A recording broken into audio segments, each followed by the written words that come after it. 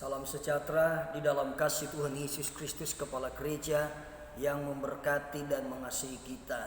Kita berjumpa kembali Bapak Ibu yang diberkati Tuhan. Saya yakin hari ini kita dalam keadaan sehat, prima, walafiat, tak kurang sesuatu apapun, karena Tuhan ada bersama-sama dengan kita, yang menjadi tempat perlindungan kita, yang memelihara kita. Immanuel yang selalu ada bersama dengan kita. Sekalipun kita mengalami banyak pergumulan, banyak yaitu persoalan, banyak tantangan kita hadapi, tapi kita tahu bahwa Tuhan tidak pernah tinggalkan kita. Dia ada bersama-sama dengan kita. Hari ini kita akan merenungkan firman Allah dengan tema mengalami mukjizat Tuhan. Kita akan belajar dari kehidupan seorang lumpuh dalam Kisah Rasul pasal 3 ayat yang pertama sampai dengan yang ke-9. Begini bunyi firman Tuhan. Petrus menyembuhkan orang lumpuh. Pada suatu hari menjelang waktu sembahyang, yaitu pukul 3 petang, naiklah Petrus dan Yohanes ke bait Allah. Di situ ada seorang laki-laki yang lumpuh sejak lahirnya, sehingga ia harus diusung. Tiap-tiap hari orang itu diletakkan dekat pintu gerbang bait Allah yang bernama Gerbang Indah, untuk meminta sedekah kepada orang yang masuk ke dalam bait Allah. Ketika orang itu melihat bahwa Petrus dan Yohanes hendak masuk ke bait Allah, ia meminta sedekah. Mereka menatap dia dan Petrus berkata, "Lihatlah kepada kami." Lalu orang itu menatap mereka dengan harapan akan mendapat sesuatu dari mereka. Tetapi Petrus berkata, "Emas dan perak tidak ada padaku, tetapi apa yang kupunyai kuberikan kepadamu. Demi nama Yesus Kristus orang Nazaret itu, berjalanlah." Lalu ia memegang tangan kanan orang itu dan membantu dia berdiri. Seketika itu juga kuatlah kaki dan mata kaki orang itu. Ia melonjak berdiri, lalu berjalan kian kemari dan mengikuti mereka ke dalam bait Allah, berjalan dan melompat-lompat serta memuji Allah. Seluruh rakyat itu melihat dia berjalan sambil memuji Allah. Puji Tuhan. Bapak Ibu yang diberkati oleh Tuhan, saya sampaikan kepada kita hari ini bahwa mukjizat yang terbesar dalam hidup kita adalah keubahan hidup.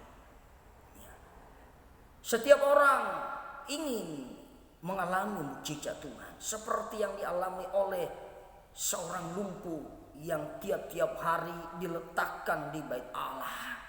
Dia ingin merasakan mukjizat itu lewat dia sembuh secara jasmani, ya, agar dia tidak lumpuh. Dengan kata lain, dia bisa bebas berjalan dan boleh beraktivitas. Mungkin hal yang sama juga ingin kita mengalami seperti orang lumpuh ini, saudara. Tetapi dengar baik-baik, mukjizat terbesar, mukjizat termulia adalah ketika hidup kita diubah oleh Tuhan. Haleluya. Lalu apa yang kita lakukan, saudara, supaya kita merasakan mukjizat Allah, mukjizat terbesar itu, sehingga hidup kita akan diubah oleh Tuhan, dari yang tidak mengerti menjadi mengerti, dari yang bodoh menjadi pintar, dari yang miskin menjadi kaya. Bahkan cara berpikir kita diubah oleh Tuhan, cara pandang kita diubah oleh Tuhan, mindset kita diubah oleh Tuhan, paradigma kita diubah oleh Tuhan, yaitu juga sikap dan karakter kita diubah oleh Tuhan. Itulah mukjizat yang terbesar dalam kehidupan kita. Lalu langkah apa yang kita lakukan, saudara? Dengar baik-baik. Yang pertama adalah biarlah kita tetap setia datang di bait Allah. Sebab di bait Allah kita akan menemukan jawaban dalam segala pergumulan kita. Di bait Allah kita akan menemukan setiap apa yang mau kita doakan kepada Tuhan. Sebab dari baitnya dia menjawab doa kita. Kalau Mazmur berkata, ketika aku dalam kesesakan, aku berseru kepada Tuhan, dia menjawab doaku dari baitnya. Ada yang kita berkata seperti itu, saudara. Ketika aku dalam kesusahan, ku berseru kepada Tuhan, Dia menjawabku dari baiknya dan memberikan pertolongan. Ketika saudara dan saya komitmen tetap setia datang ke bait Allah, ke rumah Tuhan, sebab di sanalah Tuhan akan memberikan pertolongan kepada kita, dan di sanalah kita akan merasakan mukjizat Tuhan. Seperti yaitu orang lumpuh tadi, tiap-tiap hari dia dibawa di bait Allah, sekalipun dia hanya ditempatkan yaitu di depan pintu gerbang. Tapi saya mau katakan kepada saudara, ketika dia ada di pintu gerbang, itu adalah supaya dia mencuri perhatian setiap orang.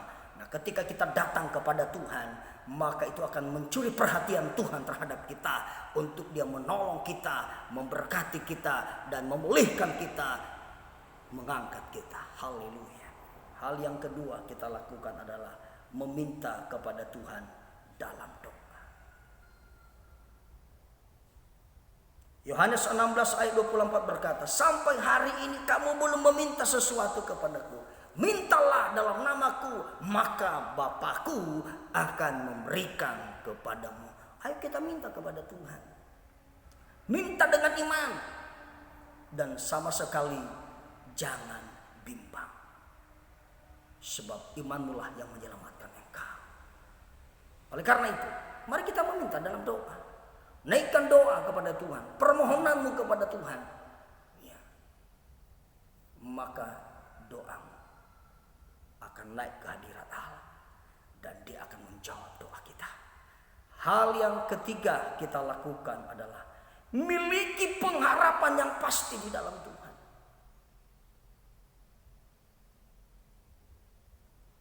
Jangan berharap kepada manusia, tetapi milikilah pengharapan hanya di dalam Tuhan.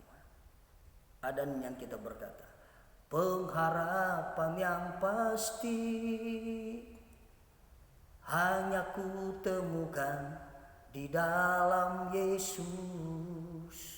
Pengharapan yang pasti hanya kita bisa temukan di dalam Yesus. Roma pasal 5 ayat yang keempat berkata bahwa pengharapan di dalam Tuhan tidak pernah mengecewakan kita. Ayo memiliki pengharapan di dalam Tuhan. Ibrani pasal 6 ayat 19 berkata, pengharapan itu adalah seperti sauh yang kuat. Jadi ketika kita saudara memiliki pengharapan yang kuat di dalam Tuhan, maka itu akan membuat kita kuat dan tidak goyah, sekalipun banyak yang menggoncangkan kita. Ayo memiliki pengharapan di dalam Tuhan. Jangan berharap kepada manusia, sebab manusia tidak memberikan jawaban yang pasti bagi kita. Bahkan manusia sering mengecewakan kita, tetapi Tuhan tidak pernah mengecewakan kita. Tuhan tidak pernah meninggalkan kita. Dia memberikan sesuatu yang pasti kepada kita ketika kita berharap kepada Tuhan. Hal yang ketiga kita lakukan, yang keempat adalah kita juga belajar seperti Petrus. Petrus tahu kebutuhan orang yang lumpuh, yaitu kesembuhan ilahi. Jadi ketika kita datang kepada Tuhan, maka Tuhan tahu sebenarnya kebutuhan kita. Bukan hanya kebutuhan jasmani, tetapi lebih daripada itu kebutuhan rohani kita juga akan itu yang ditambahkan oleh Tuhan di dalam kehidupan kita. Oleh karena itu saudara, mari anak Tuhan, gereja Tuhan, saudara dan saya, mari kita setia kepada Tuhan. Bahkan kita belajar dari Petrus. Petrus berkata, emas dan perak tak ada padaku, tapi yang ada padaku adalah demi nama Yesus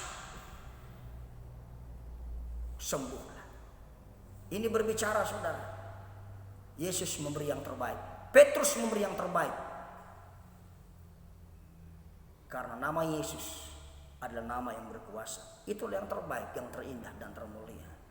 Dan hasilnya apa yang sudah terjadi? Kita mengalami mukjizat Tuhan.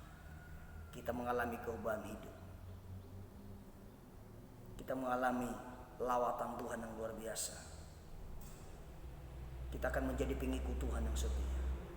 Bahkan sebagai ekspresi positif kita adalah mari kita bersaksi kepada semua orang, karena mukjizat Tuhan telah kita alami, lawatan Tuhan kita telah alami. Oleh karena itu mari kita belajar pada hari ini, alamilah, rasakanlah mukjizat Tuhan yang Dia berikan kepada kita. Sebab sampai hari ini mukjizat itu masih ada dan Dia terus kerjakan di dalam kehidupan kita. Tuhan Yesus memberkati kita semua. Haleluya.